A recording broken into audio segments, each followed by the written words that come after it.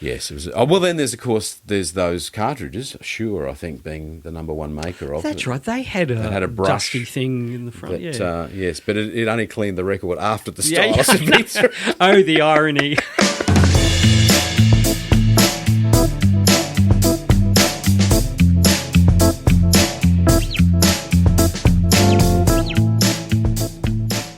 Hello, this is Not an Audiophile, the podcast. I'm Andrew Hutchison, and today we have David Karatza here with me to help us celebrate the Bose takeover of McIntosh, probably not celebrate, and of course discuss various hi-fi gimmicks that perhaps should have never existed, and maybe hi-fi components that we both wish that we hadn't sold.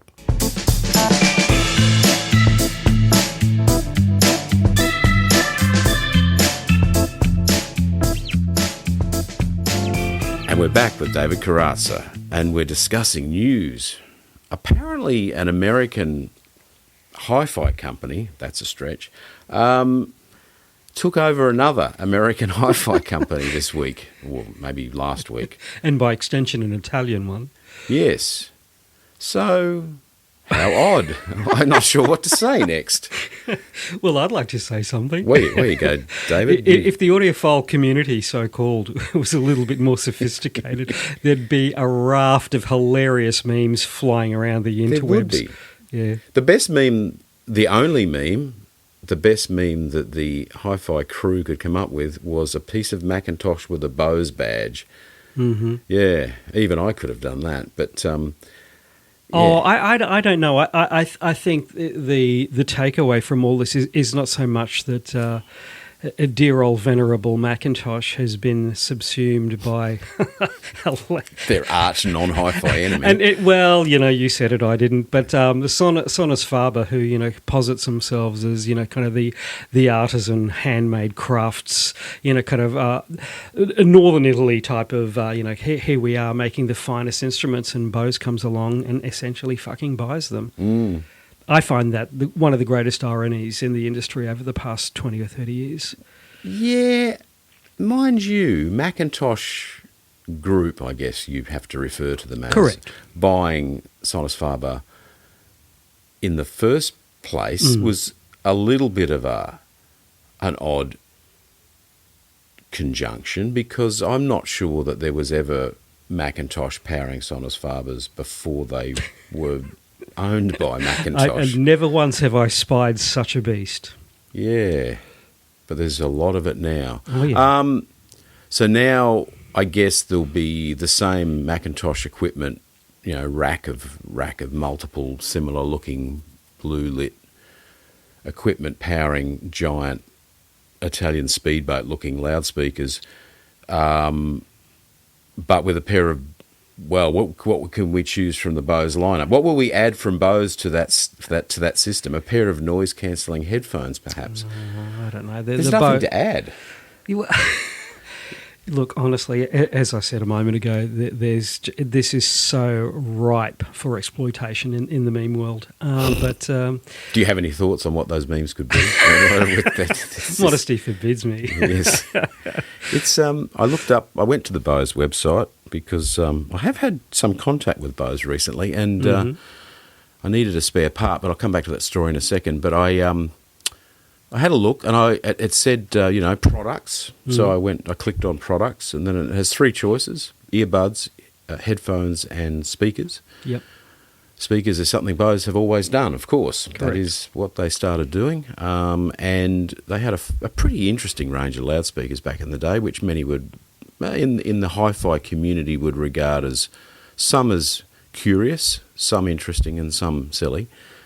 They all kind of sounded like a bit of fun, and they sold in huge quantities. And Indeed. they got rid of that, and no one knows why, really, except them. But speakers now consist of a variety of plastic mouldings with garbage electronics in them, with perhaps some patented Bose ideas, but mediocrity abounds from $2.99 to $9.99. Not a hi-fi product. Various types of Bluetooth speakers and things. A few earbuds, and I see 6 pairs of headphones. So that business, they managed to turn an enormous, the best-known hi-fi brand in the world, in the 70s and 80s. Such a great marketing company that they were, with interesting looking products that sounded kind of, well, saleable. Sold by HiFi stores back in the day, by the way. Absolutely, you know. we forget this. I was one of them, bizarrely. So huge business, huge presence in various countries in the world, lots of local offices, enormous turnover of boxes, pallets and pallets and pallets of speakers sold every week. So they managed to get rid of that over the years, having invented the lifestyle system, which they then patented the term lifestyle, which is the case on their brochures. You see a little correct C or a R or whatever I've forgotten now, but I always wondered about that. But I'll come back to that as well, because they love to sue people. So they've run this business down over the years to the 4 pairs of earbuds, the 6 pairs of headphones, and the random collection of odd-bod speakers. But to fix that problem, we'll buy McIntosh and Sonos Faber. And then, so what happens now, do you think? Very, very good question. I think, like a lot of acquisitions, if they're wise, they'll leave the acquired companies be. They won't change any kind of management structure or anything like that. They'll, obviously McIntosh and certainly Sonos Faber, in and of their own right, are doing rather well. They have been doing so for many, many years. If it ain't broke, don't fix it. But as we know in the corporate sphere, many weird things can happen. It's McIntosh, I feel in the last 15 years, maybe 20, have gone from sort of being lost to a huge force in that part of the market by very careful branding, good quality, good sound, if you like that sort of thing, which is, it's a very nice sound, that nice is good in the luxury end of the market, I guess. And Sonos Faber, of course, always been pretty good at what they do and probably powered ahead under McIntosh ownership. But, I'm just not sure that Bose can leave it alone. Now, Bose is interesting. So Bose, when Dr. Amar kicked off, his shares went to MIT. So the university owns the business, at least a majority stakeholding, so according to Wikipedia. And so I don't know that to be absolutely true, but that's what the internet tells me. Now, I'm not sure about universities and business. You got any thoughts on that? Well, what's the difference these days? Yeah, well, nicely said, I guess, yeah. Yeah, biggest export industry in Australia is university education? Pretty much. Bigger than mining or something? Yeah, pretty much. It's just absurd. If you look at the metrics, universities aren't in the business of actually promoting critical thinking or even empirical knowledge anymore. It's a cash cow. Can we just be frank about this? Oh, seems I can say this because I taught in one for a number of years. Yeah, well, you've seen it from the inside. I saw it firsthand, and I just thought, WTF? Yeah, I could tell you some stories that would make the hair on the back of your neck stand up. In terms of who gets admitted, how much they pay, and what special privileges they get academically. Yeah, one of and those. I'll leave it at that. Yeah, I can guess what one of the privileges is. So, yeah, and I don't have a huge amount of further thoughts on the takeover, except to give you an indication of where Bose are at with customer service, which is something they proclaim quite heavily on their website is their forte. Absolutely, yeah. I don't understand that. Now, in the 90s, I would say, yeah, they were pretty good to deal with from a dealer point of view. They were quite professional and probably a typical American company, organised. Things happen pretty quickly. No problem with money. Plenty of stock. That seems like that's changed. So you ring up I think it's a 1300 number to buy a spare part. I'm not sure on their phone answering system whether there's a number to press for spare parts. I think that's hidden under others or miscellaneous. So they're not too concerned about spare parts. But this particular client had a pair of the last series of 901s, the Series 6 version 2. Wow. So they were the very last. I couldn't quite remember when that was, and I haven't looked it up, so I'm going to make a mistake. But I think it feels like it was 10 or 15 years ago, but it was possibly longer. But so, mid 2000s through to 2010, I guess. There was a handful of pairs left, and they bought them. And one of the drive units had gone open circuit, and we'll leave out the reason why, because that was very special, but that it was not the product's fault. So I thought, 901 driver, right? Probably the most common, relatively inexpensive driver on the planet. That's right? a The only one reasonable odd thing being, assumption. of course, You would think, considering they had, 9 in each box? There's 9 in each box, and in fact, I've got a quiz on the 01 series of Bose loudspeakers, which I was reserving for another episode, but now that we're talking Bose, we can perhaps talk about that, because it's very exciting. But it involves memory, which you may have of the 01, like 601, 501s, whatever. We'll come back to that. Remind me. 9 drivers, 3 screw holes, kind of a weird triangular shaped driver. They used that frame in all sorts of products, but different voice coils. But the 901 had 9 drivers, as you said, but wired in series. All of the impedances were the same at kind of 0.7 or something, or 0.8 or whatever, less than an ohm impedance. So wired in series to become more or less a 7 or 8 ohm speaker. I think they were rated as 8 ohm on the back, on the sticker, or on the underneath, as I should say more correctly, because on the back there were some kind of jet engines installed. Right. It was like a DC-8. Actually, it kind of was, wasn't it? So, very of the era, very 70s, and really pretty, I think, a pretty cool design, but, Oh, yeah, of absolutely. The era. Iconic, yeah. Yes. And so I thought, I want to get a driver. There are aftermarket Chinese copies on the internet, but I thought I'll bring Bose, and surely they'll have them. Now, this was coupled with the Instagram post, maybe fake, of a 60th anniversary 901. I don't know if you've seen that. No, I haven't. That's interesting. It's it's sort of a worse looking 901. They've sort of made the top and bottom panels thicker. They've put more of a radius on them, and the classic hourglass stands have been kind of ruined and made sort of thicker looking. And this is from Bose themselves. Well, I had trouble working that out, and it's from another company, but and I'm like, someone's. So okay. I kind of thought it was a fake posting or a fake product, like an AI. Yeah, who knows? Thing. I don't know. So I didn't put too much weight on that, but I thought, well, you can hardly deliver a 60th anniversary 901 without 9 of these drivers per box. One would think. They must have millions of them in stock. I'll ring them up. Eventually I get through to someone quite helpful in Manila or somewhere, and certainly not in Sydney, not in Los Angeles, or not in Massachusetts either. So judging by the accent, which I can't judge, but then judging by the competence, it was typical call centre levels of competence. So they're working from the script, not able to really understand what I was saying. But eventually, with the aid of her, actually, she was very helpful, very professional, but didn't know anything, and not her fault.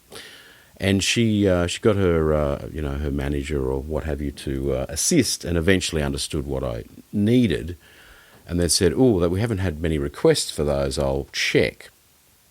And came back after a while, maybe 5 minutes, so not too bad, and said, we no longer have that as a spare part, but the customer would be a good fit for our product exchange program. Do tell. This is interesting. This is interesting. I thought, maybe this 60th anniversry product does exist. And it might be part of the exchange. Yes, you might be able to trade in your old Series 6 901s for Series 7, if that's what they're going to call it, or Series 60, or whatever as I say, folks, this product probably doesn't exist. You may have seen the Instagram post and ignored them much as I did, as a bit of I don't know, strange fake of some description. So anyhow, long boring story short, the exchange program offering was that for an equivalent product, she made a point to say it's for an equivalent product, which is important. Well, what did they define Well, subsequently? the equivalent as the product equivalent is a $999 Bluetooth speaker. Oh, Jesus, on a stick. Are you serious? Yes, what it was. That was the offer, and the offer, I believe, was a $200 voucher or something against the purchase of that if you were to send them the 901s. In what universe is that an equivalent product? I don't know. This is not a made-up story, and if anyone wants to test the veracity of this, just ring the number and say that you need a 901 part, and that is what you will be told. So that's where Bose is at. So that's but then I could go on about all of the other companies that I have to deal with in my normal working week, and the bizarrely poor levels of product knowledge, customer service, spare parts, stocking. But seriously, and not a facetious question, why does that not surprise you? Or why does that surprise you, I should say? It shouldn't surprise you. No, it doesn't surprise me. Good. Okay. No. But I thought for the sake of my customer service in my business, I thought, well, I like to cover off on all possibilities. No kidding. I'm not going to say you can't get 901 drive units anymore, which I was pretty sure was the case. Yeah. Without checking with Bose, because that would have been kind of ridiculous. Now, I checked with Bose on this same thing some years ago, and they weren't available then either, but things do change. And when you see the 60th anniversary product, you think maybe they've risen from the dead. That's right.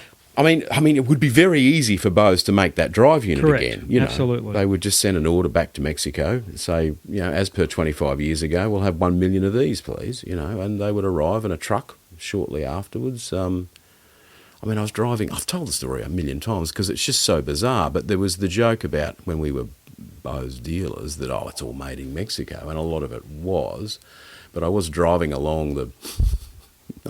through a Mexican border town in Arizona, I think, once, and literally a road that kind of paralleled the border.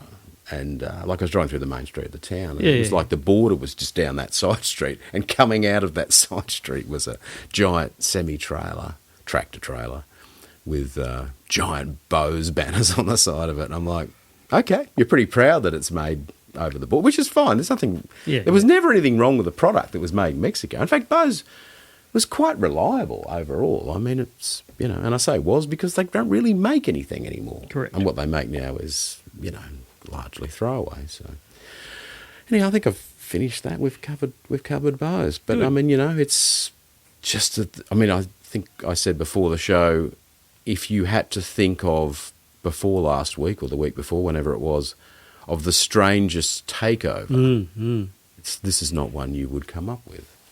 Well, certainly not, because just the optics of it are really amusing, and I'll leave it at that. Yeah.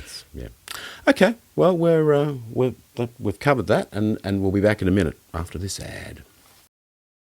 Hey, thank you for listening to Not an Audiophile podcast. We really appreciate it. And you can leave comments on the YouTube versions of these shows. That's right, they're on YouTube as an audio-only podcast, and you can review, like and follow, subscribe, etc. there, but also on Spotify and, of course, Apple Podcasts. You leave comments or score us, and we'd really appreciate it. Thank you very much.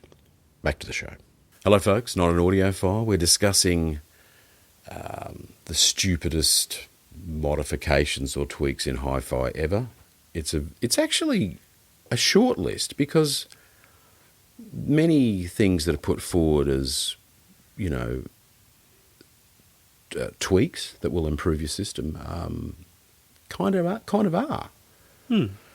Putting isolation doohickeys under your products or your speakers will probably change something, and may well change it for the better. But and I just use that as one slightly polarising possibility, but one that does get up my goat a little bit. On my goat or up my goat? On your goat. Yeah, on the goat. Yeah, Beside your goat, You don't want to perhaps. you don't want to get up your goat. So It's not a podcast about animal husbandry. no, and nor do I know obviously anything about it. So by-wiring links, fancy ones for $500 or $1,000 or even $200 per 4, I suppose. So you take your the supplied little bits of folded bent tin that have been quickly and very thinly gold-plated, and you take those out and you put in these. Generally, I think they have banana plugs, but sometimes spades, and you put them on the 2 pairs of posts to link them together for single wiring. Interestingly, you could have bought the bi-wiring cables for the $500, but instead you bought... The irony's not lost on me. Instead you bought 2 100 millimetre long pieces of wire with rather fancy connectors on them, the connectors being 90% of the value of the product. So 99% probably, and you put those on and you are in awe of the improvement. And not only that, you've been instructed by your favourite friendly HiFi geek forum on the internet that you must connect the positive terminal to the positive on the HF pair of terminals. This is the cable from the amp. And the negative connector on the cable should go to the negative on the LF, because that cross pattern helps with something. Oh dear. And if you ever see one of those arguments on the forums about this, there is so many people who are willing to argue to the death that it is chalk and cheese. David, have you ever experimented with this? I have. Because I'm an idiot, so I've tried it. You're far from an idiot. No, look, how do I put this modestly? The short answer is no. The long answer is I don't care. But why don't you care? Well, I'm yet to be convinced that that's really an improvement. I mean, hey, listen, I should really cast my judgment aside until I actually do it, but from an empirical point of view, I don't think it would work, and I see no substance to it. I'm running a pair of active speakers at home anyway. So. Yeah, so you're out of that. Yeah, but I mean, to do it, in the store and kind of furrow my brow and kind of point to Mecca and do all that stuff. Yeah. I could do it, but like a lot of this stuff, and I'm not denigrating the fact that as you said quite eloquently a moment ago, a lot of tweaks actually do work because some of them are grounded in simple physics and electronics, and they do work. But a lot of this stuff, let's not kid ourselves, along with the greater macro level of HiFi is, it's confirmation bias, it's suggestion, it's this and that and all the other things. Indeed it is. Yeah. I mean, it must be, because it simply doesn't. From an electrical engineering point of view, changing a pair of links, whether they be pieces of scrap wire, like the ones I'm looking at right now, which is all it needs to be.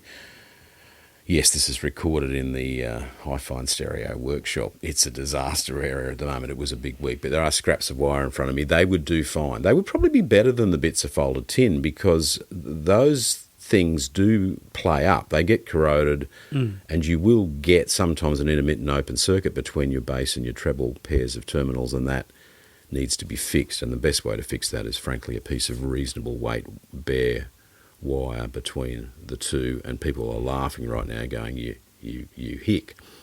But if you seriously believe that you need anything fancier than that to connect the LF to the HF terminals, and then that somehow positioning one connector on one set of terminal, you realise what's going on inside the speaker, folks. There is literally hookup wire connecting the drivers to the crossover and the crossover to the terminals. The same again in your amplifier. There is just literally 18 gauge garbage connecting the speaker terminals, assuming the terminals are not mounted to the circuit board, in which case, do you want to start modifying the circuit board? Because it's a piece of 1 ounce copper, which I've forgotten the definition of. I think an inch by the thickness is... I've just confused myself there. But 1 ounce board is the lightest thickness of copper on a circuit board, but it's pretty much what everyone uses.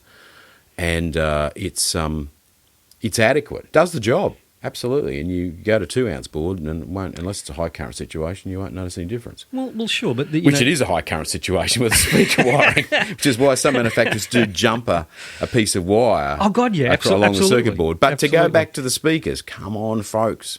You need to, if you felt there was an improvement there, then you should be rewiring the whole thing. Okay, but hang on a second. I mean, look, you're dangerously rational, and I think we'll have to take you out and shoot you. I've done the test, and I'm willing to tell you about it. Okay, but this is emblematic of hi-fi as a hobby, and let's not kid ourselves. It's primarily a hobby for a lot of people. So I don't want to steal Lexus's marketing jargon from 20 or 40 years ago, but it's the relentless pursuit of perfection.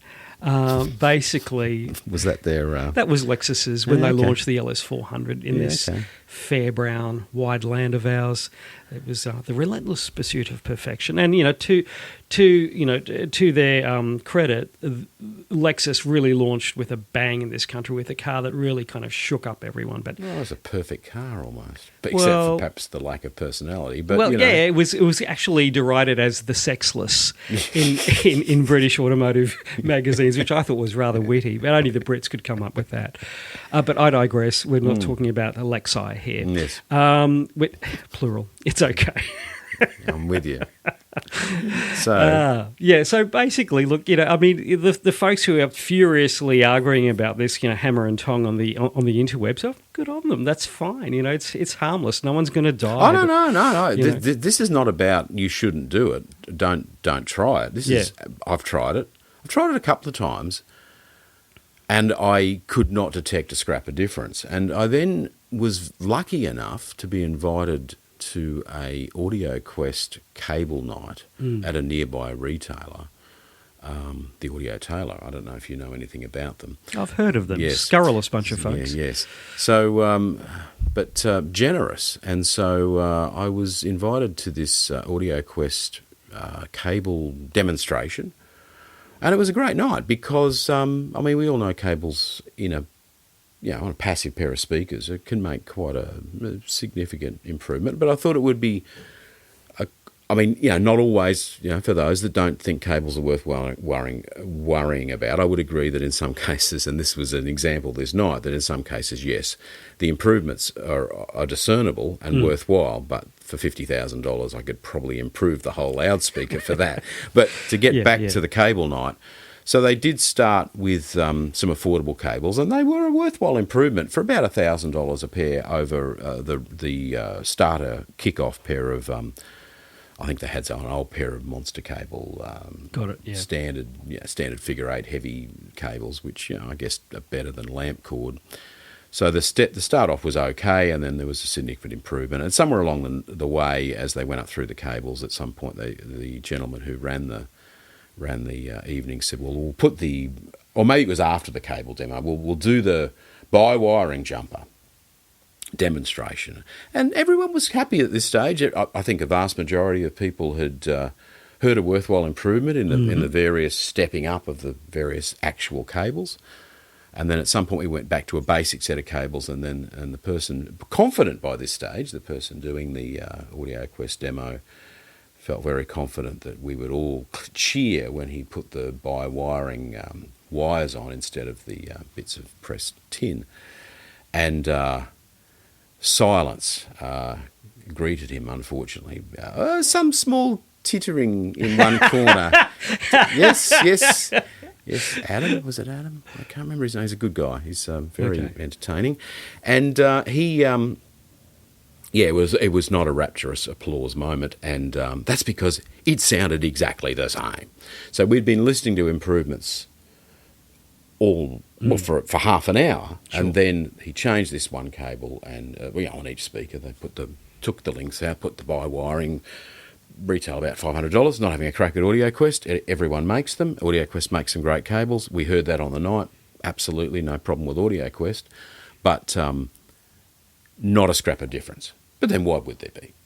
So it's impossible for there to be a difference or an improvement. And we're not talking about improvements, we're just talking about differences, because an improvement is, I guess, in the ear of the beholder. Indeed it is. Have you ever, David, just moving sideways from, rather than labouring the point with this, but it is an example of some silliness, but have you struck something over the years that's outrageous and needs to be exterminated? Well, I don't know about outrageous. Controversial is probably a better word. But cast your mind back, gentle listener, those of you of a certain age, who will remember this rabid propensity to grab our little silver discs back in the 90s and coat the periphery with a green texture. Okay. To stop the light, otherwise the light would magically refract and, it was bizarre because all this was predicated on a fundamental ignorance of how CDs were read. But the green pens. Oh, the green pens, and you just can't go down and buy a texter from the local news agent. Gee whiz, no! You have to buy the special one from the Hi-Fi shop. And God bless them, they made a lot of money. And I remember too, as a young man, kind of furiously coating the periphery of my CDs. I also did that once as well. Because the Hi-Fi shop that I was involved with actually sold them. Oh, for sure. So we had to test it. But isn't it interesting how, again, this is at the very dawn of the interwebs. It was more, it was before interwebs. Yeah. It was. This is mid '80s, I guess, is it? Or it was a little later than that. Maybe late '80s. Little later than that. I think it was late '80s. CD player sales had slowed, and they needed to spice up the turnover a bit. Well, it was just, again, it was this relentless pursuit of perfection, if I may paraphrase Lexus. It's that whole joke about, audiophilia nervosa. The audiophiles are never happy. They're never happy. Some of them are, but most of them aren't. It's a relentless hobby. And that's not a judgment. That's a simple observation. Well, I think hobbies are like that, aren't they? Of course they are. You're always after the better thing. We're not really having a crack at the audiophile concept of just, we love it. Our businesses are predicated upon it, aren't they? Well, yeah, I'm not. Well, yes. Yes. The green pen, I wouldn't say I've forgotten about it, but I had put it out of my mind. Sure. There was another thing also that you did to CDs to make them sound better. You demagnetise them as well. Was it that? You demagnetise the aluminium? I know. The metallurgy, the absurdity of, if you knew anything about metallurgy, it was just... But anyway, I've forgotten, but, getting back to silly things in inverted commas, again, there was this thing that was going around. Certainly, it emanated from the US. Certainly, Stereophile and Absolute Sound were kind of banging the drum about it. The Tice audio clock. Okay, the Tice audio clock. Yes. I can hear some of you. I know, that's a very quiet clock that you put on the wall that doesn't go tick, tick, tick and if memory serves me correctly, and I do have an imperfect memory, gentle reader, you will forgive me. Yes, reader.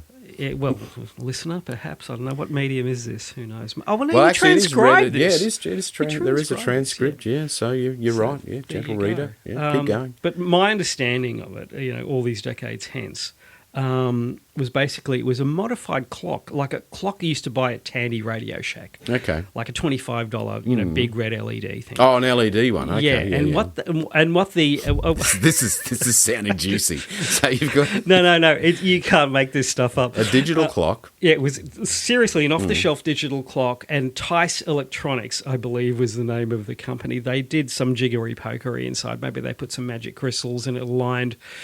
Okay. Some kind of extra dimension or whatever. I don't know. I'm being somewhat sarcastic, but anyway, they did some jiggery pokery in the guts, and they sold it for, I can't remember how much now, but it was substantially more than the Radio Shack clock that one would buy. Like imagine my surprise. Putting 0 or 2 on the air. Yeah. And these flew out the door, apparently, because everyone was, kind of foaming at the mouth going, oh, this is it. And I remember a few reviews saying, we don't understand what it does, but it does it. And look, it may or may not have indeed any effect on it, but, this is lost in the annals of time now. So I've never heard one, but I do remember the brouhaha over it. And, that too has gone into the annals of time. No one fucking does that anymore. What, modify Radio Shack clocks? No, sadly, You've no. got to find a Radio Shack outlet for a start. So that alongside with the Yes. the green pen stuff, I just find it interesting how some modifications, as we've talked about, are indeed... They do make a difference, like the speaker isolation thing that you just mentioned before. Yeah, for sure. And some things fall by the wayside, and you know, it's just a really interesting thing to go back and see what's stuck and what has just been forgotten. Well, that's right. In fact, if we'd made this episode, this segment, I should say, about kooky stuff that's fallen by the wayside, I would need to do a bit of research and remind myself, because I think there was a bunch of them. And this other thing that you did to your CDs, I'm pretty sure was some kind of hang on, coating or something, or pen that you... I can't... There was another thing that you did to them that it wasn't just cleaning, and there was all sorts of fancy cleaners. I'm going to say this before it falls out of my cranium. Yeah. There was also a German device where you could cut the periphery of no, seriously, it was it was like it's like Stellavox made. Stellavox didn't make it, but it was if Nagra Stellavox made it. It was just this beautiful looking machine with this cutting arm, and it would cut the periphery of the CD to make sure it was perfectly circular. Can you believe it? And it sold. No, Oh dear. Yeah, there'll be some people jumping up and down. I'm sure there's, in the comments below, as they say on YouTube, correcting us or not correcting us. But it was a real device, and you could buy it. Okay. Yeah, that's another kooky one. Yeah, Sorry to interrupt. Yeah, well, it's not a problem. Interrupt at will. I won't go down that road because I can't remember. But there was a fancy, it was dishwasher, but not dishwasher in their probably original original ownership, if you like, because dishwasher made great brushes, but for cleaning records. And they made the best stylus brush in the history of stylus brushes, easily. The SC2 stylus brush. Which I still have. Which actually works. Yeah, it's great. What a shame someone doesn't remake that properly. But anyhow, they had a little machine, a little plastic box, and you put your disc in it, you squirted it with some stuff, and you cranked the handle. No, I remember it. And it was like a radial cleaner. Yes. So no one would use a squirt of Windex and wipe it on their T-shirt, as I would do. And I still wipe every CD, assuming I'm wearing a T-shirt, which I guess most of the population is most of the time. Unless you go too far west and they're not wearing a shirt at all, or they're wearing a... which would complicate playback kind indeed. Of shirt. But anyhow, the point is that, yes, it would. So they, long story short, wasn't even that long a story. It was a radial cleaner, can't scratch your discs circumferentially. I never could say the word. Which would cause mistracking, of course, but you could just wipe it across the disc. But anyhow...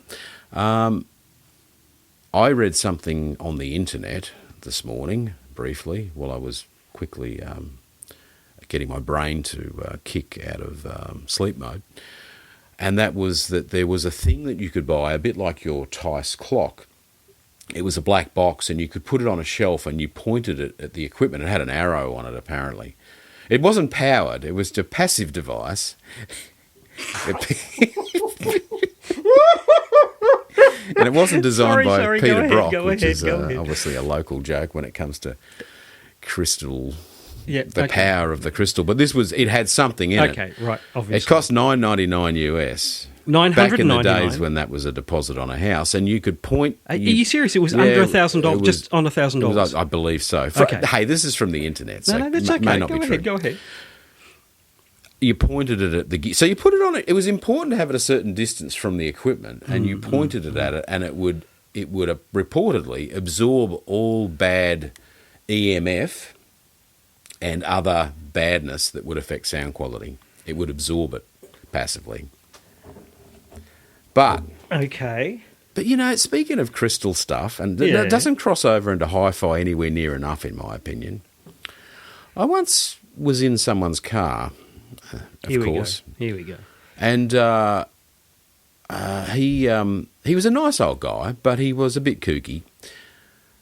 And he was driving like a lunatic, actually. It was one of those old Land Cruisers, the first big giant wagons, and we're on this curvy road, and he is chucking it around, things rolling around like some kind of ocean liner. But anyhow, he goes, I said, what's the...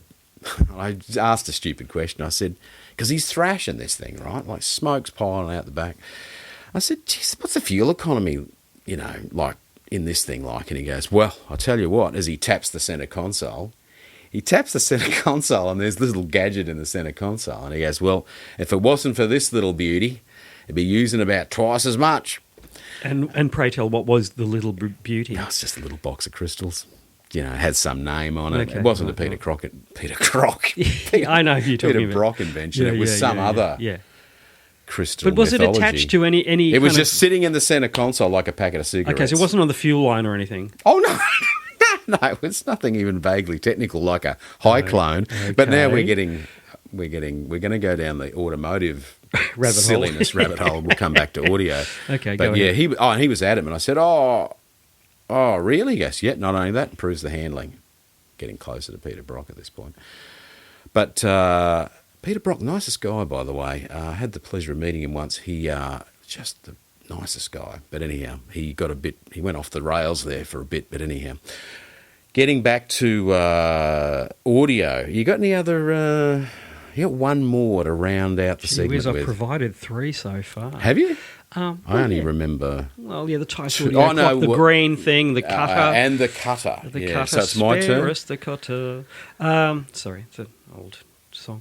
Well, you could go into turntable kookiness. Yeah. There's so many of those. True. I think probably the stupidest thing ever that was invented to help with cleaning records is the auxiliary tone arm with the brush on the end of it. Oh, yeah. That you suction cupped onto. That's right, yes. I remember that. And the amount of times that I've had to say to people who bring in grandma's turntable for repair, they go, oh, there's this, what is this? There's a suction cup thing on the plinth, right? That's right. Where it mounted. Yeah. And they go, well, we don't know what this is for. And you'd have to explain it. And they go, well, that wouldn't work, would it? Dragging something across the record as well as the stylus at the same time.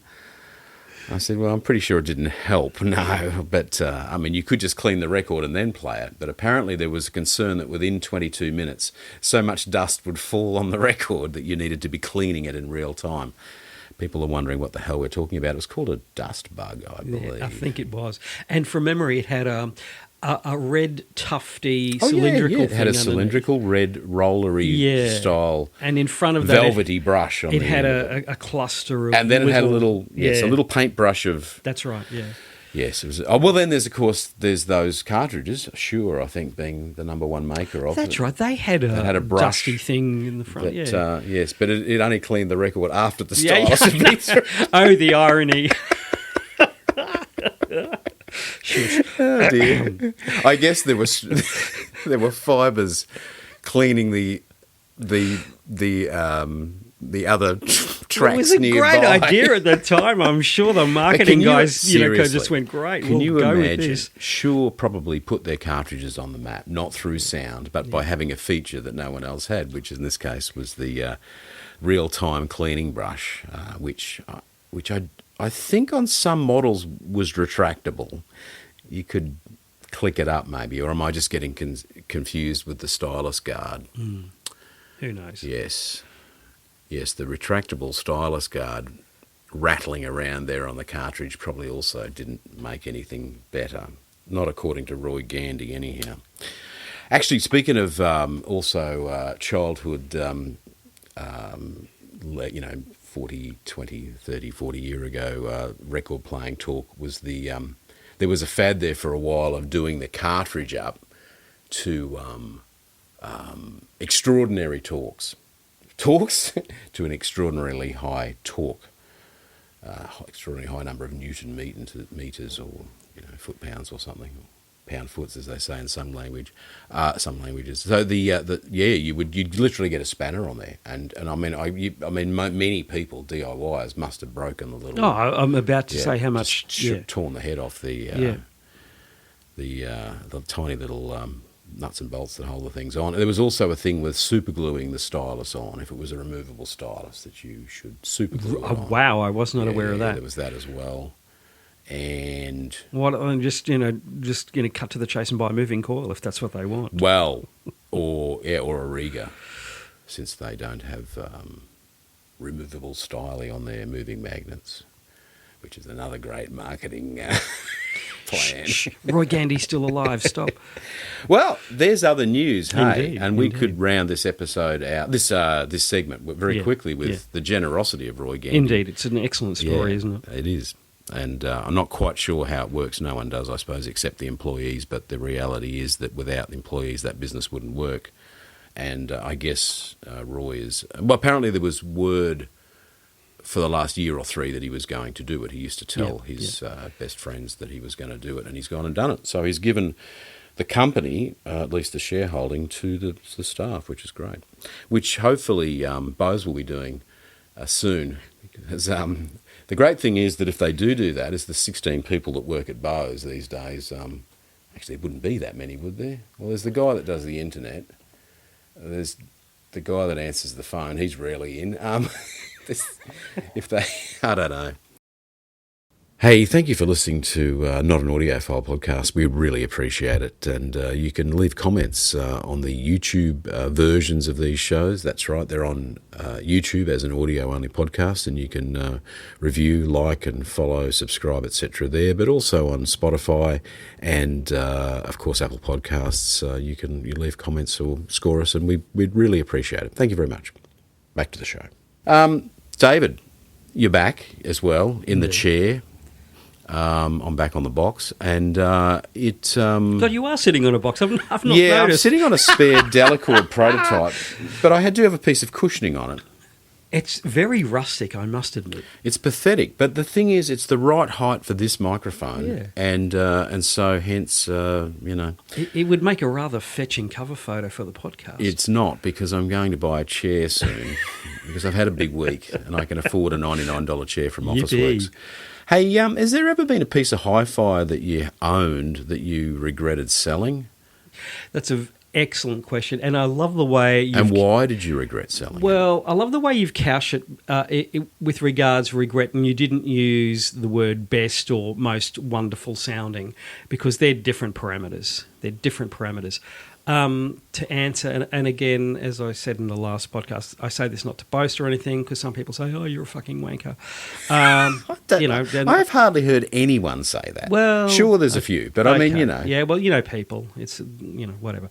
Anyway, all I'm saying is, I should not. I do regret selling the Goldmund reference, and I hasten to add Goldmund reference turntable. Goldmund reference turntable, the original, made in Switzerland. They only made, I think it was 250. Oh, is that right? Yeah. Oh, well, they were 100 kilograms. They came in two massive flight cases, crates, wooden crates. Yes. And it took half a day to assemble, because I think I had the T5 tone arm on it, parallel tracker. Oh, okay. Rightio. And it was a really interesting turntable, because although it was literally massive in the physics sense of massive, it was on a 3-point floating suspension. So can you imagine how that suspension had to hold up? I mean, the platter alone was 20 kilograms or something stupid. So, so where was the 100 kilos? It was all in the plinth mostly, it other was than the 20 plinth, the base. It was brass. It was solid brass. Oh, was it really? Yeah, it had a tachometer on it. Yes. Readout. And for those of you who are interested, you can just go to Google or your search engine of your choice, DuckDuckGo, whatever, and just Google. So you're going to Google on DuckDuckGo? Yeah, boom, boom. I got a million Keep of them. Anyway, and you'll see what it looks like. And it looks like something out of Darth Vader's toy box. It's the most amazing looking turntable. And the reason why I regret it is, of course it sounded great. It was wonderful. But I regret it because of the sheer industrial design of it. There's nothing in existence that looks like it. It's so imposing. I must look it up. I have a computer next to me, but it would involve turning my head, so I'm not going to bother. But it's... when you go to a fancy hi-fi show these days, you do see... an enormous amount of over-the-top, outrageous turntables. Oh, yeah, for sure. Yeah, but this was, I guess, a simpler time and a simpler design, and it was really just massive. Well, it was massive, and I think Michel Revachon, who was guiding Goldmund at the time, just literally gave carte blanche to the engineers and said, just make the greatest turntable in the world. Okay. And they did. At the time, there was no contest that it was the greatest turntable in the world. And I've had Lens, I've had Riggers, I've had a lot of high-end turntables, and this thing was just like, you've got to be kidding me. Yeah. But that's why it cost $50,000 US at launch. It was insanely expensive. Wow, you were feeling rich in those days. Oh, no, I was in the right place at the right time. I won't tell the entire story, but do you want to hear it? Or? Well, I guess you'd broken into a house. I mean, I don't know. Little did you realise this particular job that you were executing. There is a more colourful version. The owner of the home had a love or penchant for expensive hi-fi. Rather, right, yeah, exactly. No. Well, you could. Can you tell the story? I can tell the story. I won't tell the full version because it's actually quite interesting, but I don't want to bore the listener. But fundamentally, I found it secondhand in a hi-fi store. I was rifling through a well-known hi-fi store in Australia when I was living in Sydney at the time, and every Friday afternoon I used to wander in and see what wonderful items have spilt out of the hands of the upper middle class and were traded in, because this is at the time when people were kind of reading magazines and going, oh, every 6 months I must change my system, and they do now, thank goodness. Yes. Thank goodness indeed.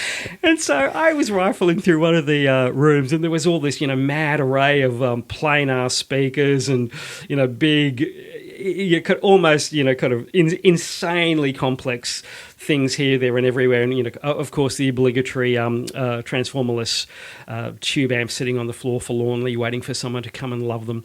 And I walked through, and in the corner, there was literally a Goldmund reference. And physiologically, I involuntarily gasped, and my heart...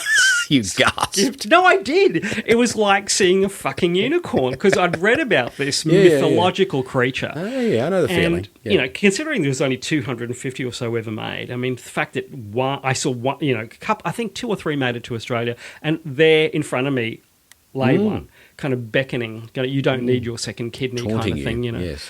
So I was feverish. I literally was feverish. I went up to the proprietor and I said, listen, what the hell is that doing there? And the proprietor, in his gruff Hungarian tone, said, one can extrapolate who this might be, said, yes.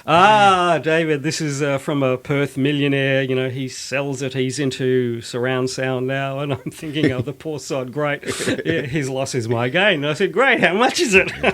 And he goes, it's not for sale. Oh. And I went, oh, shit, it's not for sale. Anyway, the next couple of weeks, the poor bugger, I would literally harangue him on the phone. You ground him down. Yeah, I did. And at the end of God knows how many phone calls, he literally told me to fuck off, and he told me the price, and he said, I want half in cash and half in a bank check. And half in cash? That never would have happened. Oh, I sauntered in. I actually levitated in that Friday afternoon. And the next day it was delivered to my home. Wow. 2 gentlemen set it up, and it changed it changed my perspective of what hi-fi could be. It was that profound. It was a source, and I'd been working in studios, and I'd worked with digital gear, analog gear, blah blah blah. So but this thing, as a consumer, good source material, or good source quality, good source quality as a consumer object that transmitted music so magnificently. I just was agog, and. So, I regret selling it, not only because it sounded good, because it was so utterly beautiful from an industrial design perspective. Yes, yeah. Yeah, well, that sucks, because you're not going to get another one of those. No way. Yeah, I'm a bit the same, but not with any particular component. I think I regret selling every single piece of hi-fi that I ever bought. Seriously, probably regret it more than selling my records, which I also did like an utter fool. So I had some interesting hi-fi, none of it expensive like yours, but I mentioned to you the System Deck 2, the sponge cake, as it was kind of known in the trade, which was System Deck's second idea of turntable, but a budget one. And it was quite good. It was not great. It was annoying it didn't have a lid because it would get dusty. And so potentially, I guess, you couldn't put the lid down, and so you did need one of those real-time record brushes acting away that I think we mentioned in a different segment. Possibly after this one gets played, I'm not sure. But anyhow, I had a bit of Meridian gear. I had a pair of Kef transmission line speakers with B139s in them, and I think anyone who's ever owned a similar transmission line with B139s regrets selling them because the bass is of a particular quality. Yeah, and the 139s were just brilliant drivers for their day too. As a teenager, they did not play at nightclub levels, so I would bottle them out occasionally, and I guess I ultimately mostly destroyed them. But I moved them around the country a bit. I had them for a while. They were great. They were as rough as guts to look at. They were a kit built job, so they were not pretty cabinets. They were built from a Kef kit. They had a Kef crossover on a connector, which used to go intermittent on some drivers, but I guess I was going to say I fixed that, but I probably didn't because a technician's equipment rarely works much like a mechanic's car. Lots of other... For some reason, I had a number of different open reel machines, which I regret selling. Yeah, absolutely. I had a very, very good tape deck I bought new, and it failed quite early, a TIAC A660. It had DBX. It made spectacularly good recordings, but then it crapped itself, and I could not fix it. It lost its recording quality. It was some queer fault. I could never sort it out, and I think I just dropped it in the bin. And speaking of dropping things in the bin, I was once gifted a Thorens turntable, or a Torrens turntable, depending on your level of German, and had an SME arm, the popular one, a 3009 or something. That one, which I guess was the Econo arm, perhaps. I don't know. I could not get that thing to work properly. It wouldn't track properly. And I stuffed it in the cupboard and I piled things on top of it, and I got it out one day and I went, no, I still can't make it work. I can these days. I don't know what was wrong with me really, but it's a hell of a long time ago, and you do get better at fixing things as a rule. And long story short, I put it in the wheelie bin, and I really regret that. And I don't know why I did that. I just had one of those, I think I was moving, and I'm like, well, I'm not moving this because it never worked, so I can go in the bin. Who wants a turntable anyhow? I mean, CD players were king by then, so this is mid-'80s or something. It's really funny. That would have been born out of frustration of not getting the bloody thing to work. Yeah, it would just skip a track, third track in, and it would just jump, and I'm like, it sounded pretty good.